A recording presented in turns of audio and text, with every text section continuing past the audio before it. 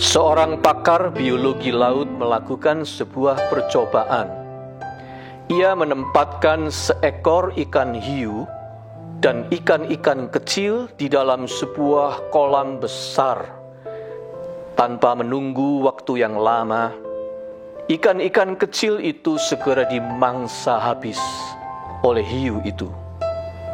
Begitu dimasukkan lagi ikan-ikan kecil yang baru, dengan cepat mereka dimangsa lagi oleh si predator itu.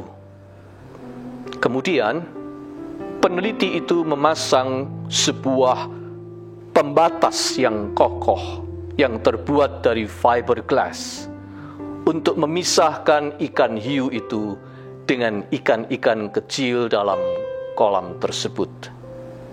Sesudah itu, setiap kali hiu itu menyerang mangsanya, ia membentur pembatas fiberglass itu. Mental, gagal. Tetapi hiu itu menyerbu lagi, membentur dinding lagi, menyerbu lagi, membentur lagi.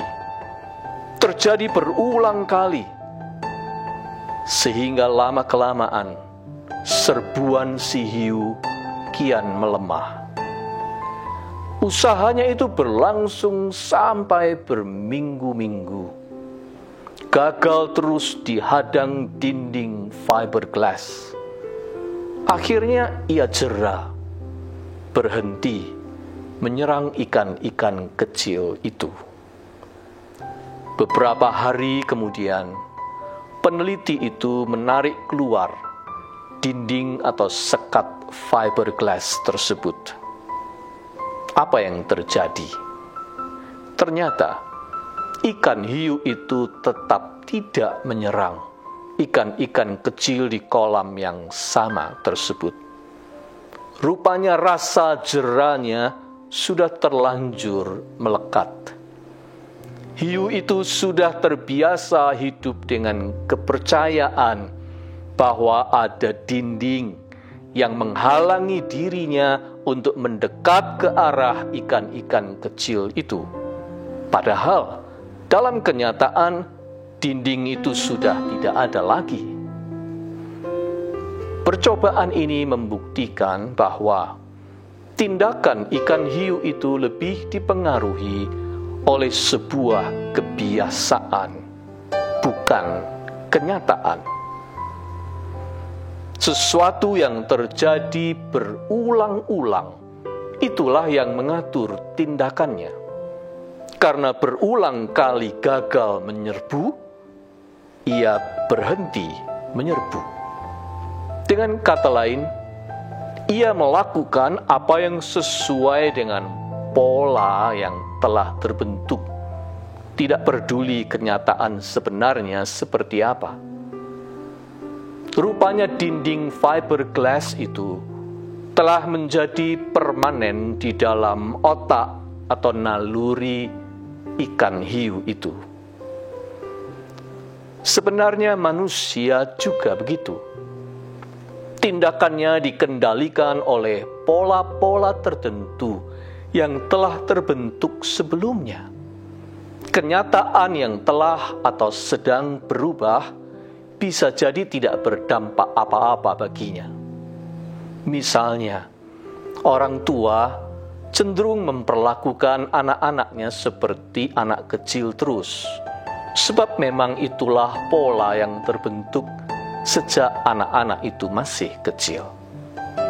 Ketika kenyataannya anak-anak itu telah bertumbuh kian dewasa, serta banyak yang berubah pada mereka, hanya tersisa satu yang tidak ikut berubah: sikap dan perlakuan orang tua. Begitulah dalam kenyataan sehari-hari terjadi. Meski sudah tahu kursi baru dicat, orang cenderung tetap duduk di situ karena disitulah biasanya ia duduk.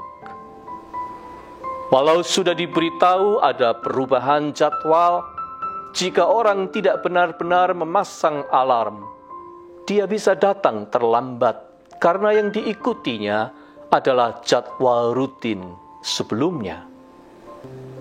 Inilah alasan mengapa manusia tidak mudah berubah.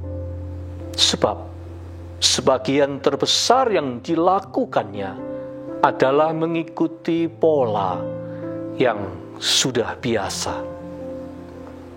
Jikalau tidak ada tindakan yang mendobrak dengan bersengaja keluar dari pattern atau pola itu, orang tidak akan berubah. Bagi manusia, arti sebuah perubahan bukanlah sekedar terjadi sesuatu yang tidak sama, melainkan harus betul-betul ada perubahan dari dalam dirinya. Perubahan pada pemikirannya. Perubahan yang dengan sengaja rela meninggalkan pola yang diikuti sebelumnya. Perubahan pola pikir.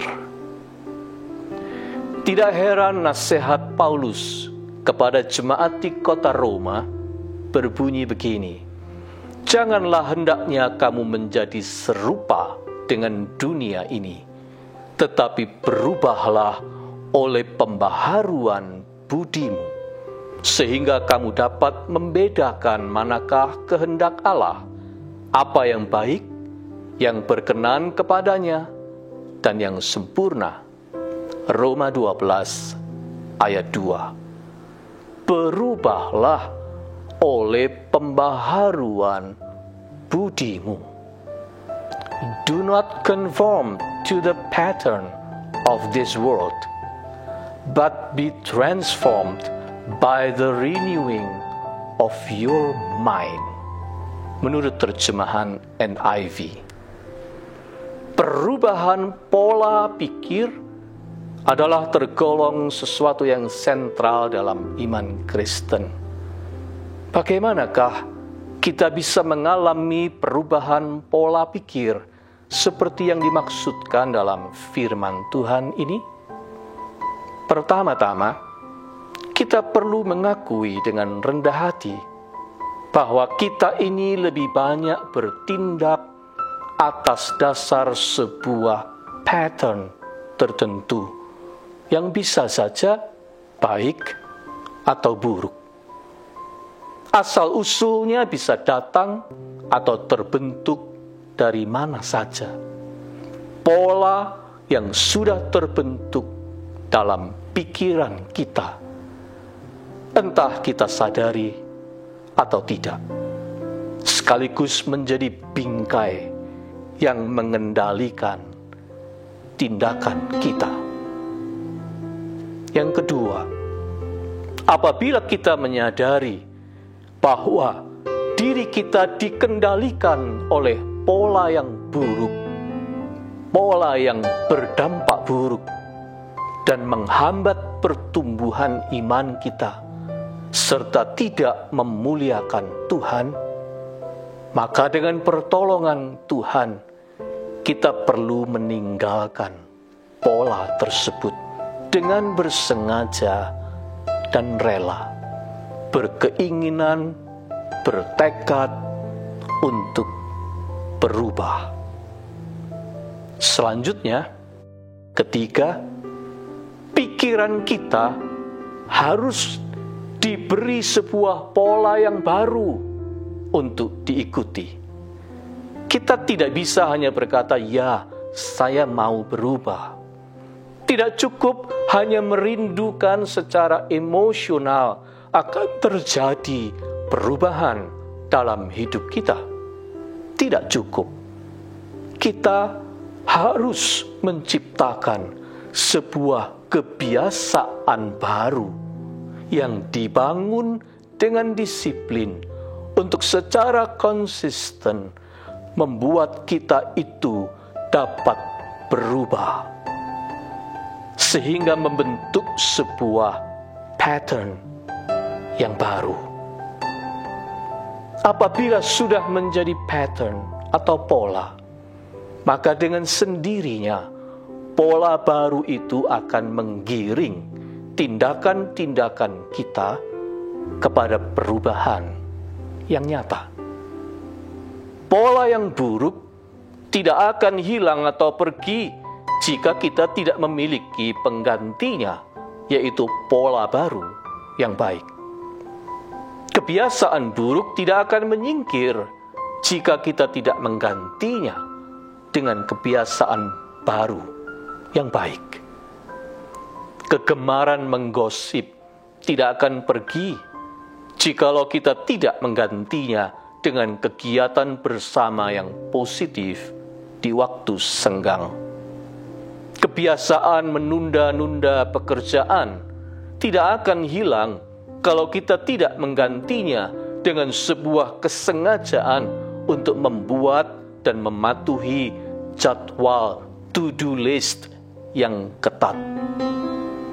Pikiran yang sia-sia akan sukar pergi kalau kita tidak mengisi otak kita dengan firman Tuhan dan bacaan-bacaan atau gagasan-gagasan bermutu. Kecenderungan untuk menyalahkan pihak lain harus diganti dengan disiplin untuk introspeksi diri. Ingatlah, pikiran kita membutuhkan pola yang dapat mengendalikannya. Disitulah terjadi yang namanya pola pikir.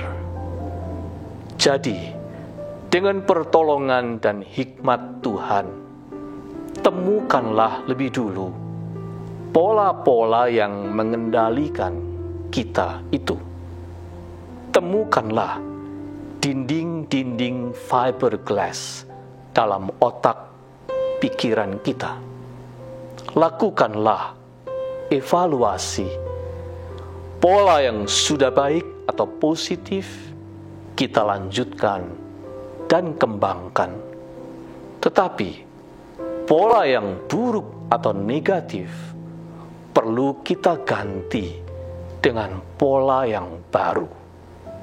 Itulah namanya perubahan pola pikir. Perubahan yang nyata di dalam hidup kita akan mengikuti perubahan pada pola pikir kita. Benar kata Rasul Paulus, janganlah kamu menjadi serupa dengan pattern atau pola dunia ini, melainkan berubahlah oleh pembaruan budimu. Roh Allah yang Maha Suci, bangkitkanlah niat untuk berubah di hati kami. Mampukan kami untuk membarui aktivitas rutin kami, sehingga pikiran kami menemukan pola yang baru untuk diikuti. Dan biarlah kuasa-Mu terus mengerjakan perubahan dalam hidup kami. Amin.